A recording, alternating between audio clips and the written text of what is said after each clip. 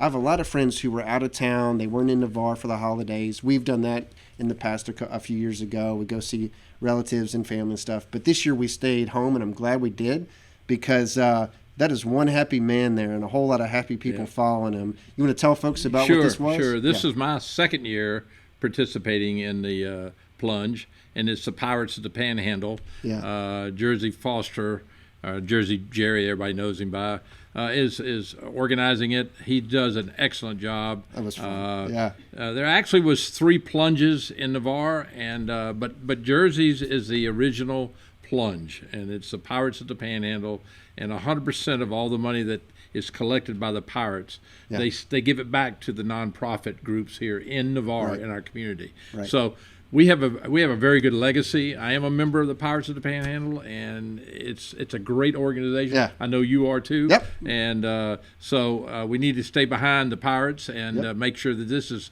the one thing that they look forward to doing every year is this plunge. It's like their biggest thing. Absolutely. Yeah. So I had Jersey on the show a couple weeks ago before the plunge to talk about it and let people know. So we've got some videos on that if you're interested.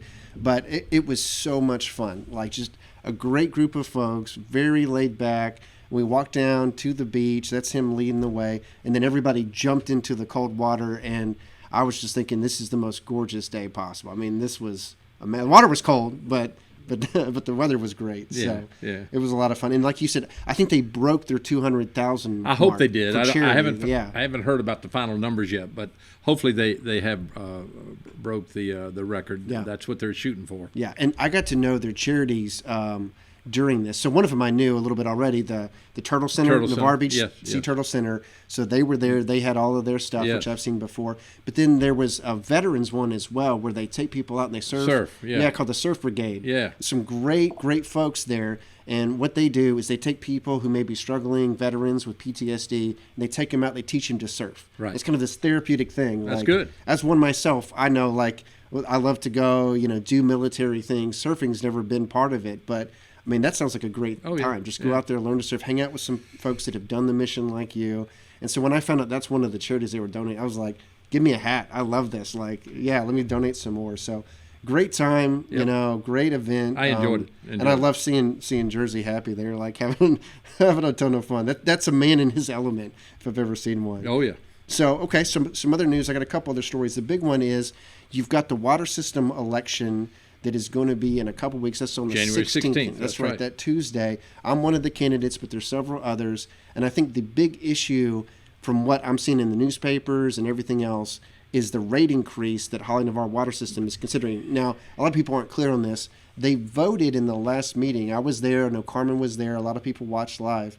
They voted to have it in place for a few weeks, but the formal vote is on the 16th. Right. So there's still time to let the board know, let the system know how you feel about this, and whether you think it's a good idea. Well, in my opinion, Wes, I'll just tell you like it is.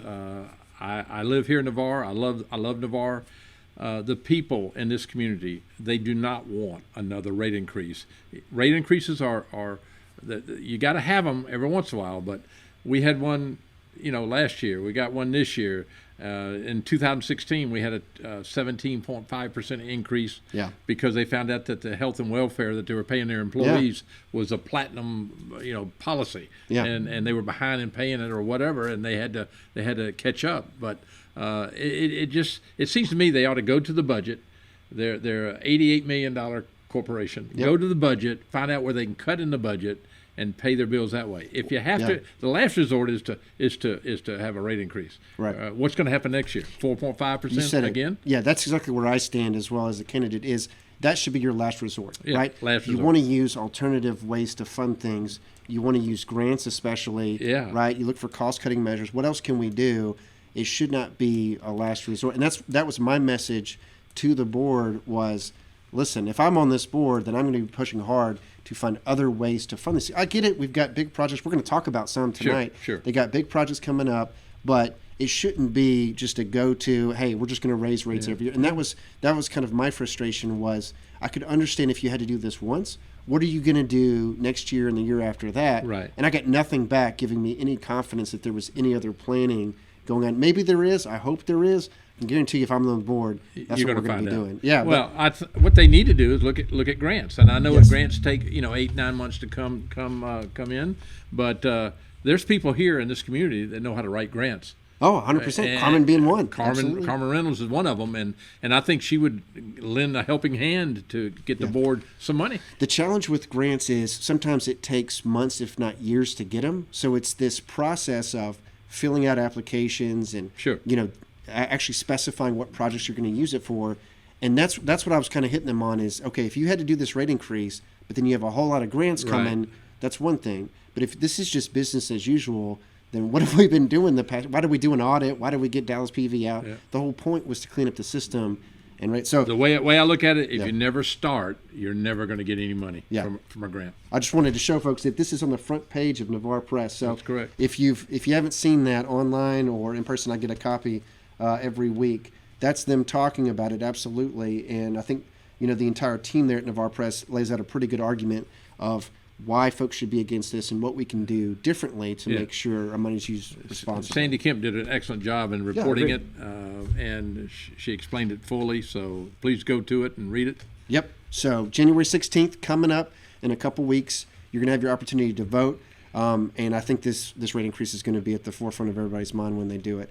Another thing that's at the forefront of people's minds, especially my friends in the North End, people in Milton, Pace, all those places, is the concept or proposed bill that is being put forward to consolidate the different water systems that are up there into one big entity. So we have several entities down here, but they're all together. Is that Senator Broxton's initiative? It is. So he held more or less a town hall over in Milton the other night, and Andrade was there, Rudman was there, so the two state reps, and they said, okay, this is our plan to be able to put all the little mini water systems together into one. And the kind of the drama with this, or their frustration is, first of all the different water systems don't want that to happen. They've made that very clear. We don't want to be under one centralized authority. And then I'm not sure the people are sold on it either. I'm not sure the constituents want it either.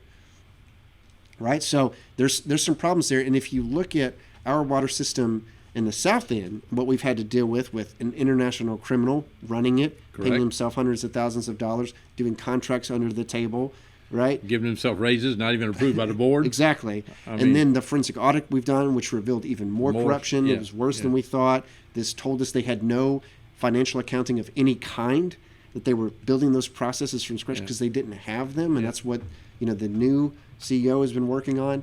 We've gone through all of that stuff, and clearly we've still got work to do with the raise increase. Sure. People see that, they pay attention, they're like, why would I want this in the North End? So I understand where they're coming from. I would tell folks, if you're going to have any system, it's got to be transparent. It's got to have transparency. Sure. It is difficult to be transparent because you get negative feedback. You get people fighting you, but they have to do it because the people are owed that. Go ahead. Let me say something positive real quick about the water board right now. The way it is today and what it was 5 years ago, they're trying to become more transparent, and they're trying to do the right thing. They did a forensic audit. They found out stuff. They're probably very embarrassed about it, but they're trying to correct things. That's right. The new CEO is trying to correct it, but there's going to be hills and valleys to go through, but you just make it consistent and make it transparent. Yeah, I know that's a good point. And why it's so difficult to be transparent is because the water system is a mix. Is it private? Is it public? Well, it's a nonprofit, but then it's got for-profit components. Sure. And then it has a government monopoly. They've got a lifetime lease, 99-year lease, to be the only ones providing service where they provide service in Navarre and Holly. Yeah. Right? So they've got the power of government from monopoly, but then they're also private. So like a private company, they can kind of shield some of that stuff. They don't have to be public, right? Like government entities. But then try to compete with them. Good luck. See how that goes. So it's kind of this mixed, weird place, right? Be transparent with this 4.5% increase. If you're going to have a lease and you're going to use the power of government, you need to be accountable to the taxpayers who gave it to you, right? And that's what I've been saying the whole time. So they got some challenges there. We'll keep our eye on that, but that's a big story. So that's what I got going on. Let me know your thoughts on that. Looks like we got a few comments already.